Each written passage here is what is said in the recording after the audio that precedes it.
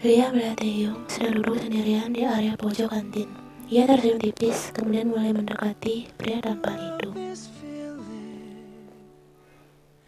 Taeyong Sunmi, guman ya. Pria itu langsung menoleh begitu mendengar suara seseorang memanggilnya. Nih? Apa aku boleh duduk di sini? Taeyong diam sebentar, lalu mengangguk pelan. Boleh, silakan. Sunmi, aku minta maaf nih soal kelakuan kakakku. Sunmi pasti merasa sedih dan kecewa. Guman Lia pelan.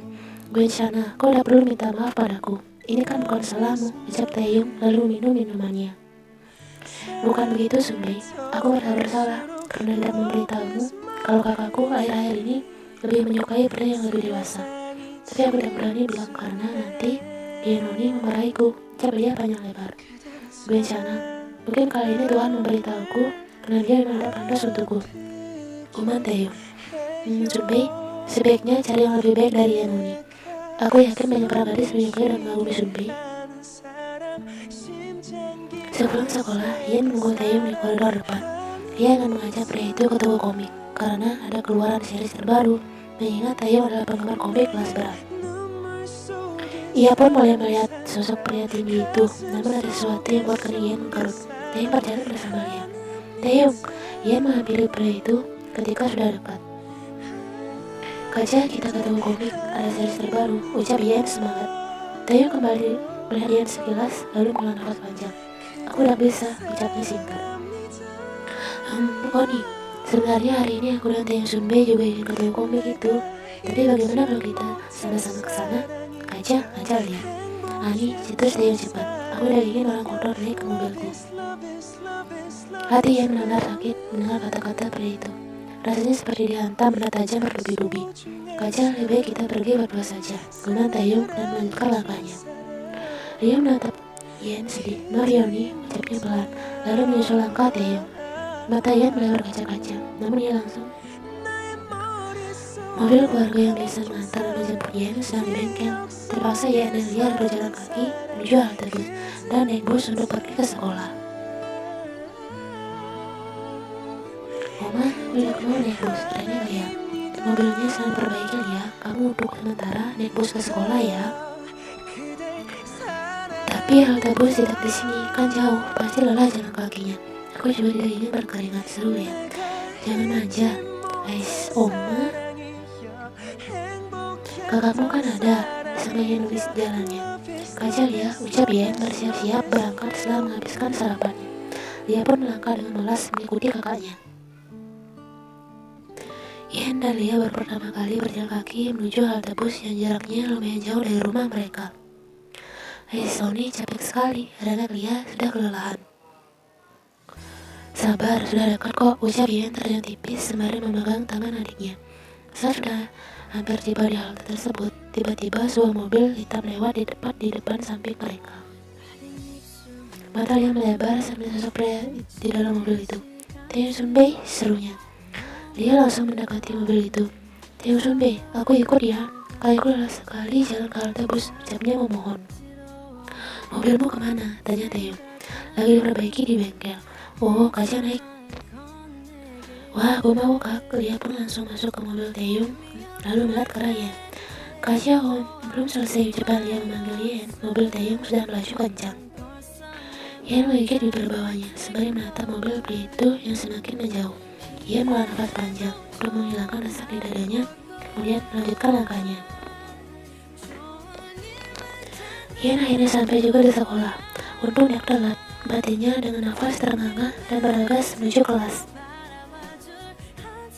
Saat dia berjalan menuju ke kelas, ia melihat Taeyong dan teman-teman OSIS-nya yang lain sedang berkumpul. Dia juga terlihat ada di tengah-tengah mereka. Ia merasa akhir-akhir ini dia sangat dekat dengan Taeyong hingga bisa bergaul dengan teman-teman OSIS yang lain.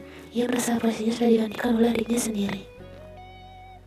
Yen pun melanjutkan langkahnya melewati mereka. Melihat kakaknya sudah datang, ia pun langsung menghampiri Yen. Akhirnya Oni sampai juga. Aku pikir Oni akan telat, ucap Lia dengan nada khawatir.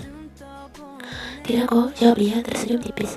Loh, aku pikir kalian barengan, ucap Jin. Hanyo, mobil kami lagi di bengkel. Di jalan kami bertemu dengan Sunmi, jadi aku ikut dengannya karena lelah berjalan, jelas Lia. Lalu kenapa ya naik bus, nggak sekalian naik bareng saja? Tanya Jin masih bingung. Aku tidak mau mobilku kotor, cetus Taeyong sekali lagi. Membuat hati gadis itu rasa sakit. Ditambah ia mengatakannya itu di hadapan teman-temannya. Oni ikhlas dulu ya, Guma Yen menepuk rambut Baulia dan kembali melanjutkan langkahnya. Jongkok menatap sayu punggung gadis itu yang mulai menjauh. Ia bisa merasakan bagaimana sakitnya perasaan Yen saat ini. Yen hanya ngelamun sambil melihat keluar jendela. Jongkok pun datang dan langsung duduk di sampingnya. Yen, Jongkok mengusap pelan bahu gadis itu. Yen menoleh dan tersenyum tipis kepada pria itu. Jongkok, ada apa? Sabar ya, aku percaya kok kamu tidak seperti itu. Yen hanya tertawa kecil, jangan banyak berkunjung. Aku yakin pikiranmu sama seperti anak-anak yang lain, gumamnya pelan. Tidak, kita kan sudah sekelas sejak pertama kali masuk ke sekolah ini. Kita juga teman SD sampai sekarang. Jadi aku tahu kamu, aku tahu bagaimana sifatmu, jelas Jongkok lembut. Yen kemudian menatap pria di sampingnya kemudian tersenyum tipis. Guma ujung, kupikir tidak ada lagi orang yang percaya padaku. Yen berdiri di luar depan untuk menunggu Lia. Tak lama Lia pun terlihat diikuti Taeyong di belakangnya. Oni, aku diantar pulang sama Taeyong Sunbei. Oni tidak apa-apa kan, pulang sendiri. Sekalian aku juga ya, mau ke restoran milik ibu Taeyong Sunbei, bisa Lia? Oh baiklah, tidak apa-apa Lia, Guma Yen pelan. Kasih Sunbei, aku sudah tidak sabar mencoba makanan di restoranmu. Dia memegang tangan Taeyong dengan erat. Yen menatap agak sendu. Harusnya aku yang ada di posisi itu, batinnya. Yen sudah cukup lama berdiri di halte bus. Kenapa busnya sangat lama datang? Ia sudah lelah berdiri di sini sejak tadi. Setelah mobil putih berada tepat di depan Yen, kaca mobil langsung terbuka. Yen menggeleng pelan. Tidak usah Jong, nanti aku ngerepotin kamu. Lagi pula arah rumah kita akan berbeda. Kulit sana, santai saja. Kasih masuk, aku tidak mau melihatmu berlama-lama berdiri sendirian di sini. Baiklah, gue mau Jongkok. Yen pun masuk ke mobil Jongkok. Sampai kapan mobilmu di bengkel? Tanya Jongkok. Sepertinya 2 hari lagi. Oh, dan Lia diantar Taeyong lagi. Nih, Yen mengangguk pelan. Yen, panggil Jongkok pelan. Nih, mungkin mulai sekarang kau harus melupakan Taeyong. Yen menghela nafas panjang. Sepertinya akan sulit. Guma Lia menunduk dalam. Kau harus bisa. Taeyong saja dengan mudahnya melupakanmu dan mendekat dengan adikmu sendiri. Seru Jongkok. Yen terdiam. Aku bicara seperti ini karena aku tidak bisa melihatmu segitu terus murung dan melamun terus. Aku tidak bisa Yen, Guma Jongkok. Yen lalu mengangkat wajahnya dan melihat ke arah Jongkok yang masih fokus menatap jalanan di depan. Nih Jong, terima kasih atas saranmu, ucapnya lembut.